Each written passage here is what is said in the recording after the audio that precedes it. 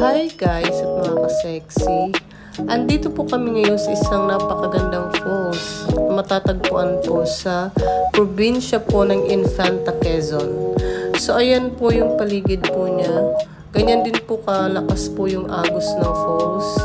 Ayan po guys, kasi medyo maulan po kaya ganyan po kalakas po yung agos ng falls at ang lamig po ng tubig dyan. Pero napakaganda po at ang dami din pong dumarating para po makita po yung falls na yan at ma-experience po ang pagligo po dyan. Ito po meron din po part po dito na pwede din po silang maligo yung iba pong mga turista. So ayan po guys, ganyan po yung palibot niya. So may mga cottages din po dyan na pwede po kayong magrenta. Ayan po guys, andun po sila nag-e-enjoy po sa may falls na yan. So bali naka-experience na din po ako dyan maligo. Kanina, naligo po ako dyan, nag-stay po ako dyan. Kaso hindi ko po na-videohan po yung sarili ko habang naliligo ako. So ngayon binibidyohan ko po yung mga tao dyan na mga naliligo. At saka, ang sarap po maligo sa falls guys kasi alam naman po natin na running water po yan.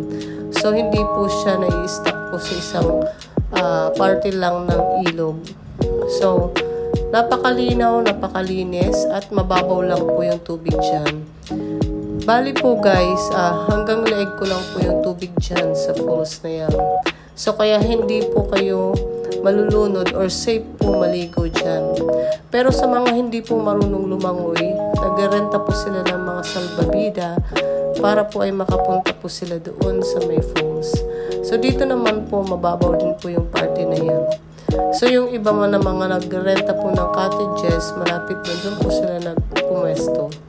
So ito po guys, tignan nyo naman, nakasalbabida pa rin po sila. Akala ko po dati, pagdating po namin dyan, ay malalim po yung tubig.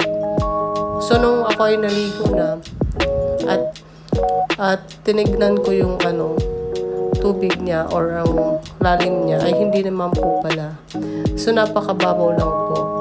Kaya safe na safe po yan kahit po sa mga bata kasi hindi po talaga sila malulunod. Basta mag-ingat pa rin po guys. So kita nyo naman po ang mga tao dyan, nag-enjoy po sila kahit hindi po siya medyo kalakihan na falls. So maganda rin po maligo dyan. Ayan din po yung mga puno po sa palibot. At ayan po yung tubig. So kita nyo naman po yung nasa ilalim. Kita nyo po yung buhangin sa ilalim. Dahil po sa linis po ng tubig. So hindi po talaga kayo magsasawa guys maligo dyan. Kahit overnight po maligo yung mga turista dyan tulad ko ay mag-i-enjoy po talaga. So marami pa rin po guys yung mga dumarating dyan na naliligo. Hindi lang po kami.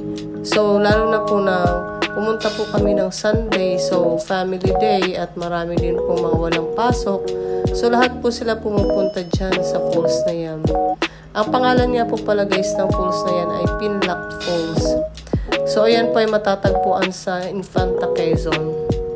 So pagkarating po namin dyan, galing po kasi kami sa may dagat or sa beach resort ng Infanta. So naisipan po namin na mag-stop by po dyan at maranasan din po namin maligo sa isang falls. So bali, ngayon lang po ako nakaligo dyan. Or matagal na po talaga nung huli ko po ako nakaligo sa isang falls. Ngayon lang po ako nakaligo dyan sa falls na yan. Lalong-lalo na po sa probinsya po ng Quezon. So madami po guys yung mga falls talaga sa Laguna at Quezon province. So ayan guys, na-experience ko po at natuwa po ako dahil ang tagal ko na pong inasam na maligo po dyan. So ngayon, na-experience ko na po siya kasi alam naman po natin na mas masarap po maligo sa falls sa ilog kaysa po sa dagat. Pero masarap din po sa dagat kasi alam ko naman po na may tulong din po sa health natin yung paliligo po sa dagat. So bali, sa time na yan, na-enjoy po namin talaga yung pagligo po sa falls. So yan po yung friend ko at yung asawa niya. So kasama po namin siya.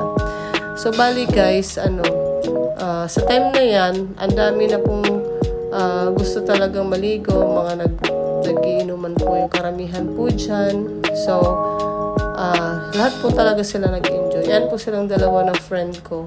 Yung isa po nakasalbabida kasi hindi po siya marunong lumangoy. Takot po siya kahit po sa mababaw. Siya lang po yung hindi marunong lumangoy po sa amin. So, Ayan po guys, so tinutulungan po siya ng isang kaibigan ko na ilapit po siya dun sa my falls. So ayan po guys. So kailangan ko na po guys talaga magbanlaw at mag-vlog kasi hindi ko po na videohan po yung sarili ko habang naliligo ako. So ayan po guys, ang kagandahan po sa falls na yan kasi nga ang sarap po talaga. Sabi nila, ang sarap daw po magpamasahe po dun sa falls. Ayan po, kasi sa lakas po ng agos ng tubig niya o bagsak ng tubig niya, ang sarap po sa likod o sa katawan. Nakaka-enjoy lang po talaga guys. So na-experience ko po yan nung naligo po ako dyan mismo sa may falls na yan. So sana po guys ay ma-experience nyo din po. Bisitahin nyo po yung Pinlac Falls. Bale 30 pesos lang po yung entrance bawat tao. At saka pag meron po kayong mga sasakyan, 10 pesos lang po yung bayad po sa parking. Tapos libre na po yun guys. So kung magpapaluto din po kayo ng pagkain po dyan, lulutuan po nila kayo. Pero may charge po. So ayan po guys, ayan po. Isang grupo po yun guys. So napakarami po nila.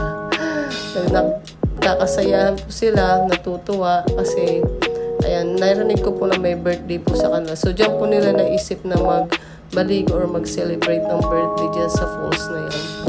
So nakakatuwa talaga guys kasi mapabata, matanda, lahat po talaga na andyan. Thank you.